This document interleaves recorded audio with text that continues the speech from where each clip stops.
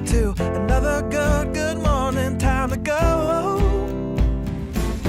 Oh, we are all looking for adventure.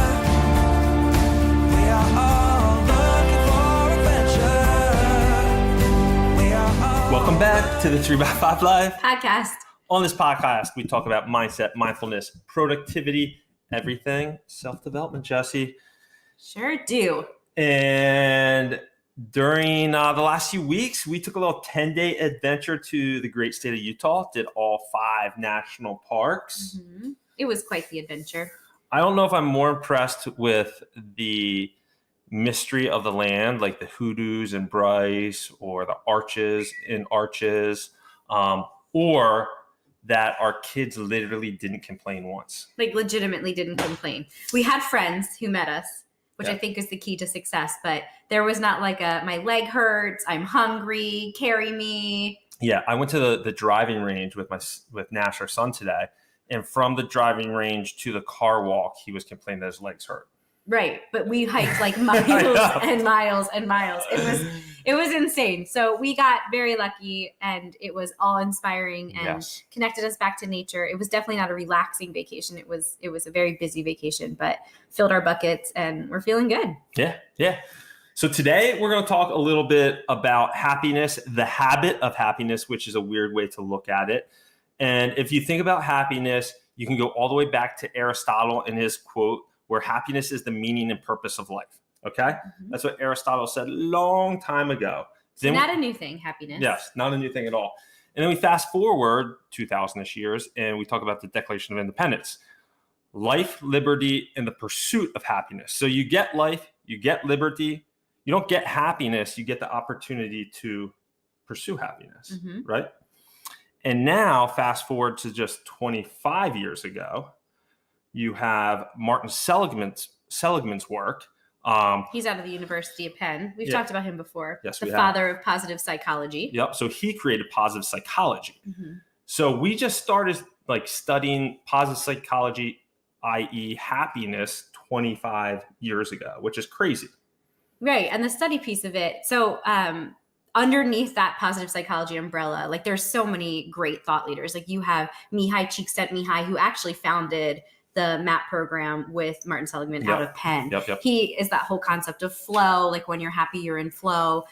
You have Angela Duckworth's work on grit and growth mindset. I mean, you have Carol Dweck. Yep. You have gratitude, meditation, all of these different umbrella practices that you can put into place that are supposed to help with that positivity and happiness. But these are within that last 25 years, like Bryce said. Yeah. So, and the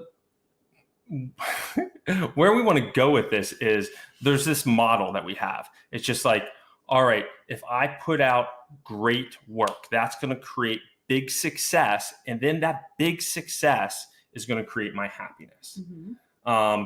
And this whole model is backwards. And who was saying that? It's like Pazricha. We Yes. listened to a podcast with him. He wrote the Book of Awesome. Is that what it's called? The Book of Awesome. Book of Awesome. So he's really arguing okay, you need to create happiness as a habit, a practice, a daily practice that you work on every day, just like your fitness, just like your meditation, all these other practices that you have. And it's just like creating that habit of happiness. And if you create happiness in your life, then you're going to be more creative. You're going to be more connected. So the great work is going to come because you're in this state of happiness. And when that great work is manifested, then the big success comes at the end. So the equation of, and that's how we're taught. We're like, okay, I'm going to go to college and I'm going to work hard and I'm going to become a lawyer. And then once I become a lawyer, I'm going to get the house and I'm going to get the pool and the car and the wife, and then I'll be happy. Mm-hmm. And that whole equation compared to Neil is backwards. And I've never thought of happiness as a practice, as a habit. So Jessie and I were kind of jamming on this topic, and it's just like, okay, what levers are you aware of that you pull regularly to create happiness in your life? And these shift and change. And I think this is a Yes. question that you have to ask yourself often, because you'll find yourself in a rut where maybe your happiness level isn't as high as it was 2 weeks ago or a month ago. And so currently doing an assessment, we were talking about this morning. I think for me, I find a lot of happiness in finding meaningful relationships with other women. And I love doing this through the idea of play or sport. So tennis, we've talked about this before, has been a huge game changer for me because I get to move my body in a way that feels really good, but I also get to connect with women at the same time who I just love and have great. In fact, on Wednesday, I'm actually going on a little girls' vacation to tennis camp to Kiowa Island with some of these women. Adult tennis camp. I know, and I'm so pumped, and it's been filling my bucket. What about you? What was and for me, like fitness, the routine of fitness is a lever that I know if I pull every day, I'm going to be happier. Sleep is a non-negotiable. Oh yeah. If I get great sleep, I am happier, hands down. Like that's like the key. And a big one, like doing meaningful work for me, like doing meaningful work that lights me up, creates happiness. And a newer one is really like community. There's a group of guys, these 7 guys that we literally check in together on a daily basis. We use the platform Marco Polo. So I'm literally seeing their face and we're sharing our wins for the day. We're sharing our struggles. I mean, you have instant feedback, and that community piece, I have some great community, but that community piece has really lifted my happiness barometer, I would say, over the last 4 to 6 months. And, you know, that's something that they talk about in the Blue Zones is community, you know, how big and impactful that is to your life. So it really has made me aware of like, okay, on a daily basis, which levers am I pulling that are going to create that happiness? Because when I know, and we all know when we're in that happiness state, then, you know, the meaningful work comes because of just like how we're showing up to the world. We've talked about this a million times before, but something interesting about this podcast that stood out to me was there was like a whole series of statistics about when a person is happy, like their happy quotient is really high, then they are more likely, like 50% more likely to get a promotion, or they are, you know, 75% more likely to have that success factor because of the fact that they started with the happiness. And think about that. When you are working, think about your colleagues or people who you are in business with. When you have somebody who walks into the room with that positive energy and they're bringing that feeling of just like well-being, you feel like they're a wholly formed, evolved human being.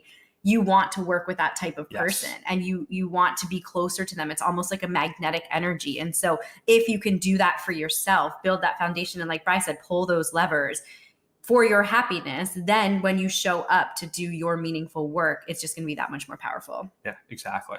So I would take this episode and really, you know, think about what are those levers that you need to pull in your life to create that happiness. If you're trying right now to be like, okay, that happiness is going to come when I get that promotion, or when I, you know, finish this class that's going to give me those credentials to get that job.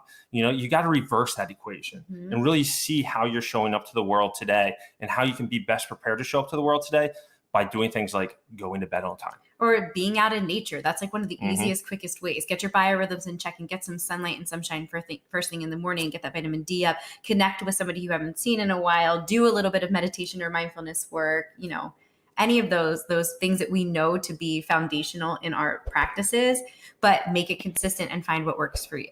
Yeah. Nailed it. Nailed it. All right, guys. Until next week. Have a great one. See ya. See ya. We are all